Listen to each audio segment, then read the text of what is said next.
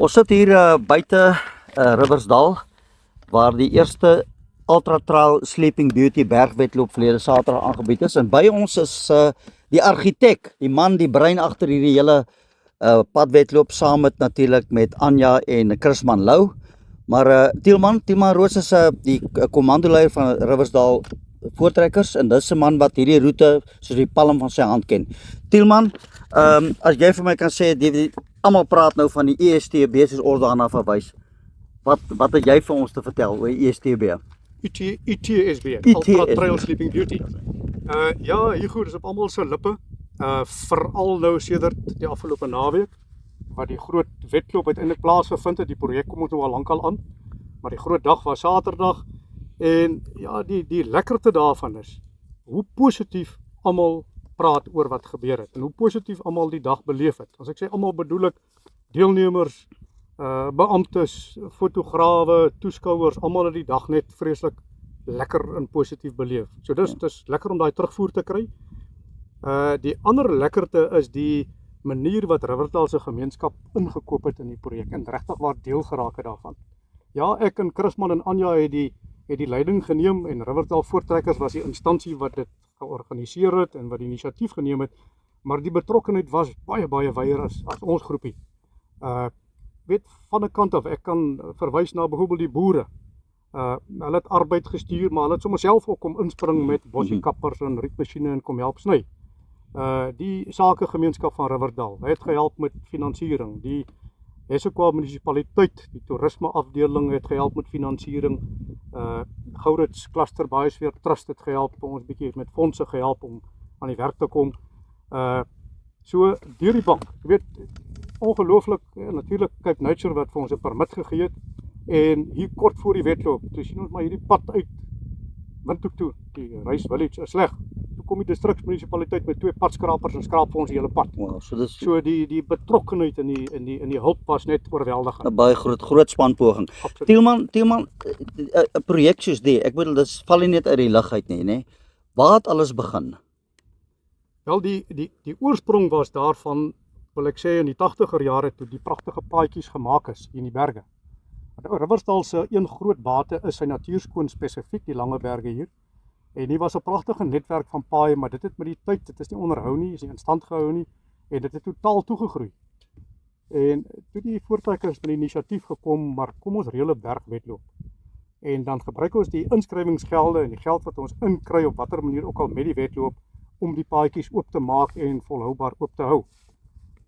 Aansoek gedoen by Cape Nature, permit gekry, en die laaste 3-4 maande hard gewerk, baie dae in die veld gesny, geloop, Voortrekkers, jong manne, studente, skooliere wat gehelp het. En nou ja, die groot dag het aangebreek, die paadjies is skoon, ons het, nou ja, ek sal net by die roetes kom, maar uit die 65 km paaie, was daar so 23 km wat totaal toegegroei was, wat ons letterlik tree vir tree gaan oopsny met masjiene. Liewe genade, Dit was 'n groot werk, maar dit was 'n lekker bevredigende projek. Ja, kan so dank. Terug by die roetes, daar was 4 roetes by hierdie bergwedloop. Vertel ons 'n bietjie wat daar gebeur het. Ja, kom ons praat van die 2 lang roetes en dan die 2 kort roetes. Die 2 lang roetes was 'n 65 km roete en 'n 40 km roete. Die roetes is van Windhoek Gasteplaas. Dit was ons, soos die Engelsman sê, ons Rice Village vir die naweek waar alles gebeur het.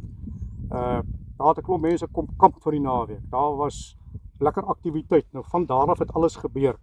Die 2 lang roetes is toe van die Rice Village af hier in die lange berge in, hier agter my rug. Daar sien ons 'n Sleeping Beauty. En toe met 'n figuur deur die berge, oor die berge, in die berge, en wil ek beklemtoon tot bo op die hoogste piek van Sleeping Beauty. Dis nogal iets wat hierdie wedloop nogal spesiaal maak, dat hy 'n bergspits insluit. Deur die berge en dan weer terug, gedeeltelik deur die plantasies terug tot by Windhoek Gasteplaas. Die 2 korte roetes kon ons nie berge ingaan nie, maar hulle roetes was weer hier aan die voetheuwels van die berge, in die plantasiepaaie, om Korrentedam, wat op sy eie manier, sy eie bekoring het, ander atmosfeer, maar wat ook groot aftrek gekry het.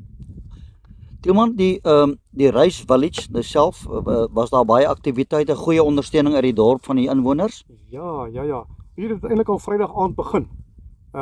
Vrydag aand het ons vir die deelnemers aan die 2 lang wedlope, ons het almal saam geëet by Windhoek op die gasteplaas met die kos wat hulle vir ons voorsien het. Na die ete het ons 'n inligtingsvergadering gehad, wat ons nou vir die atlete bietjie verduidelik het van die roete. Chrisman het 'n pragtige digitale voorstelling gemaak, 3-dimensioneel, op 'n groot skerm gegooi wat jy kyk en dit voel of jy nou besig is om hierdie wedloop te hardloop. Bilte oor, klowe deur, die hele wedloop, die hele roete so voorgestel. Veiligheidsmaatreëls verduidelik, die reëls verduidelik. So Vrydag aand het die dinge begin. Saterdag, net 'n ander interessante opmerking, terwyl ons daar in die vergadering gesit het, was daar al klaar 'n klomp beamptes, fotograwe in die berge. Hulle het in die berge gaan slaap Vrydag Ja, ek weet Madri byvoorbeeld daar geslaap, ja.